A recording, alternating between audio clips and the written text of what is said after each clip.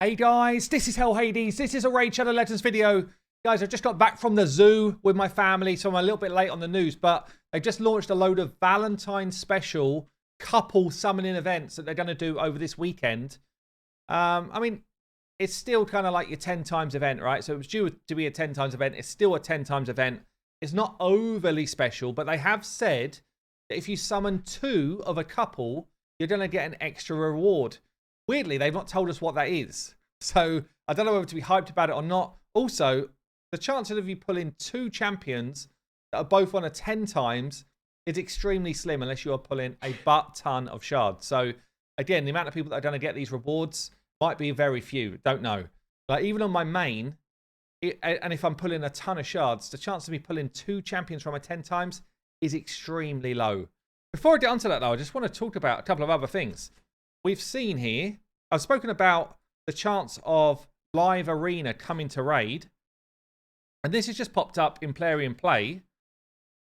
Experience the arena like never before. PvP challenges more glorious than anything you faced before await. And the countdown has already begun. The arena beckons. Are you prepared to answer its call? Look at this here. Basically, you've got a countdown on your timer to take your move, to have your turn. It still looks like it's going to be 4v4, so they're not changing up any type of arena setup, which is a shame, actually. It could have been such a good option to bring something different in, but we don't know any details yet, so maybe I'm kind of thinking too early. But it looks like here it's going to be a live arena, as I spoke about before, maybe similar to that Summoner's War type of setup that I looked at when I did my video on it maybe like a week ago. So bear that in mind. Okay, then let's get into these summoning events and I guess maybe speculate a little bit. What could the extra reward be? What could it be? If you summon both of a kind of summoning partnership, what could you get? I guess it's got to be something like an avatar, is it? Maybe an avatar of some sort. I can't think what else they would do, honestly, for this type of if you summon 2. What about if you already own 2? Do you count already? I don't know. But anyway, let's Valentine specials. This Friday, the 17th, so from tomorrow, and each of these are going to be live for 36 hours. So, and we've also got, don't forget, people that are doing the fusion. There will be a summon rush on as well. So, a lot of people are going to be pulling shards because they need to if they're doing the fusion. But anyway, let's have a look then. So, on Friday, there is going to be Xavier, who is actually a really good champion, really good poison exploder, legendary. She's got poisons on her A1, AoE poisons, and a decent hit on her A2. And then an absolute smack and poison explosion on the A3. Very fun champion, very cool. She pairs up alongside the Void legendary, Belinar, who recently got buffed and is now actually really good. So he's got an A1, which increases crit rate for allies, 30% more crit rate. A2 is now an AoE, decreased defense and weaken, and this hits hard. If Xavier is around, it cannot be resisted and puts perfect veil on himself. We've then got the A3, which is a smack. Will attack the enemy with the lowest HP and any surplus damage if he kills an enemy. So basically, he can one-shot somebody and then one-shot somebody else. And then he's got this other ability here, the partnership ability. Activates his champion's overkill, that's what I just spoke about. And activates Xavier's Poison Rain, which is our AoE poison, if they're on the same team. Which is quite cool as well. Crit rate in all battles. Both good champions now. So they're both decent. Again, depends if you've got shards around and if you're pulling anyway for the fusion. Because if you're not, it's not a good time to pull shards, in my opinion. If it was more than a 10 times, why didn't they just do something different? If it was more than a 10 times, I think people might be quite intrigued. But it's still just a straight 10 times.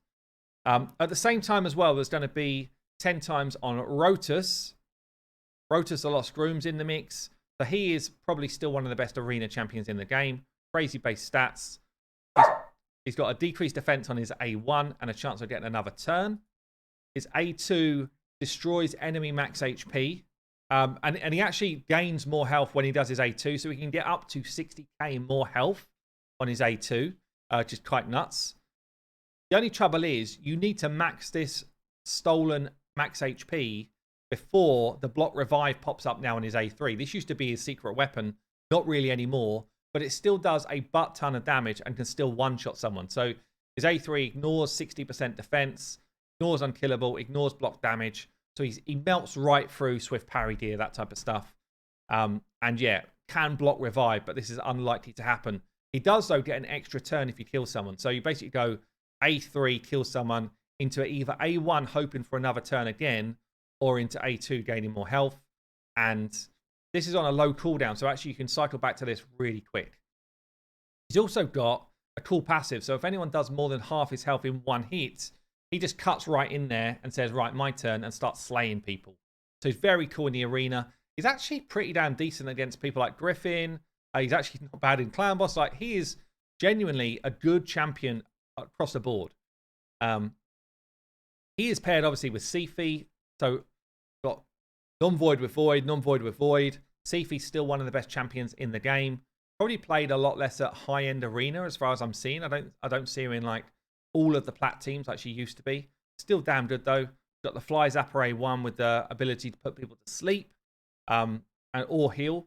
So if anyone's got more than 50% of their turn meter bar, she will 100% sleep them if she's booked. No accuracy required. 100% that's happening. The A2 is a block debuffs as well as increased defense and increased speed. As soon as she gets this away, your team become very difficult to kill. And then she's also got a revive with good turn meter and HP and increased crit rate and attack on the A3. Cool thing about her is she pretty much stops people using freeze champions. If she's in the team, you've got a 50-50 whether your freeze will just be instantly cleaned off.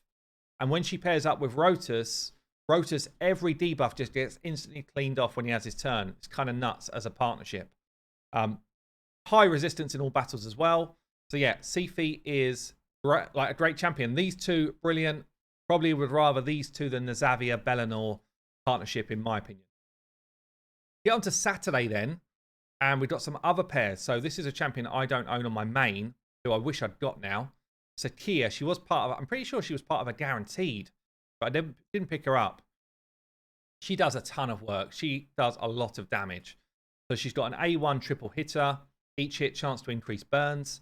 A2, I'll do the A3 first. A3 is an AoE HP burn. If she places it everywhere, she gets another turn.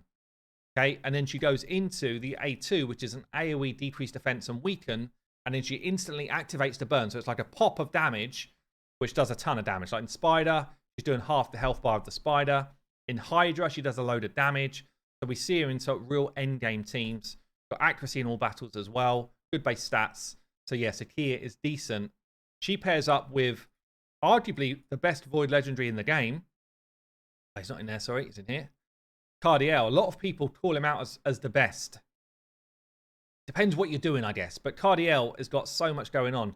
He looks awesome. I actually don't have either of this partnership, by the way, on my main. This is probably something I'm going to pull shards for. So we do have an A1 with like an insane heal, actually. Heals all allies by 7.5% of their max HP every time he does an A1. So good. Such a good heal. People don't appreciate how big this is in his kit.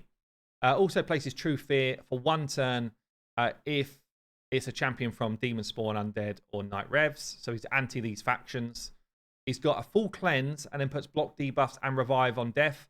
Revive on death can't be removed. So that's a protected buff on the A2. And then he's got an ally attack, but with increased crit rate and crit damage on the A3. And this reduces its cooldown if people are dying. So it's on a 4 turn anyway. Basically, it's on a 3 if you take someone down. Great skill. He's also got a passive here. Allies receive 20% less damage from these 3 factions. And whenever any ally attack, a bit like with what happens with Ronda, whenever anybody attacks, he's got a chance to team up an A1. If Saki is in there as the partnership thing, then he will always do it. It's pretty cool. It means he gets this heal away. 15% of the time, you're getting an extra heal. Speed in all battles. He's used in a lot of really high-end teams. The Cardiel is on the Saturday.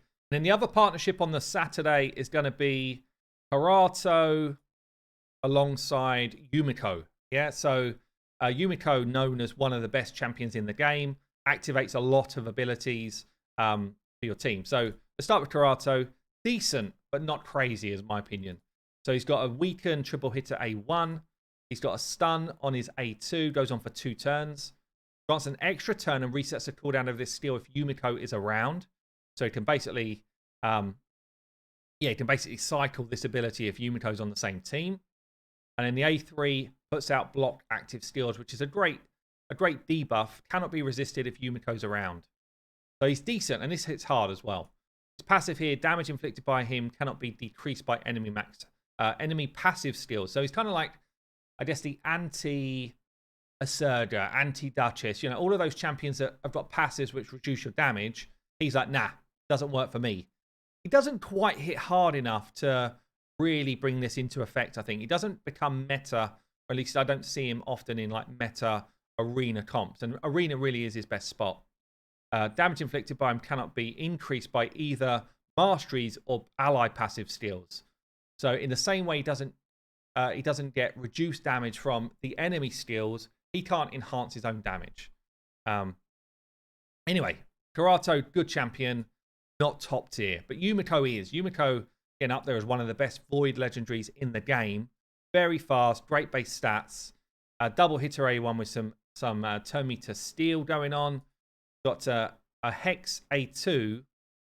Basically, once Hex is out there and she's booked, 50% chance that if someone's trying to put a debuff on your team, this goes back to the enemy. Cool for Bommel, cool for the arena, very annoying. And then she's got this A3, which is like a Warlord and Kaimar mixed into one. So she's decreasing the cooldown of your skills whilst increasing the cooldown of enemy skills. Yumikos can actually reset themselves. So you can actually have double Yumiko cycling through, constantly resetting everybody's skills. It's a bit gross, honestly. And then we got a passive here. This is where Garato comes in. So gets a perfect veil at the start of each round for a couple of turns. Immune to all debuffs if she's under perfect veil. And then 75% chance of stealing a buff. So if an enemy places a buff and she's got perfect veil on, 75% chance she'll just steal that buff. This happens before the buff is placed, only when Garato is around. Accuracy in all battles. So, again, really good champion.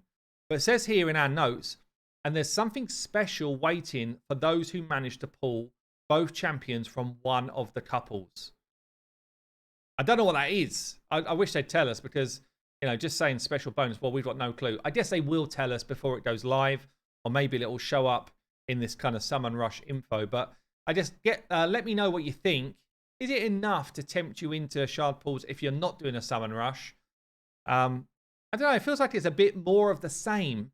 Lots of different couples up there. Yeah, fine. But it's still more of the same. Feels like perhaps there should have just been, I don't know, just a little bit of a steer towards something different. There's very little imagination when it comes to events in this game at the moment. Anyway, I've been Hell Hades. I'll see you later.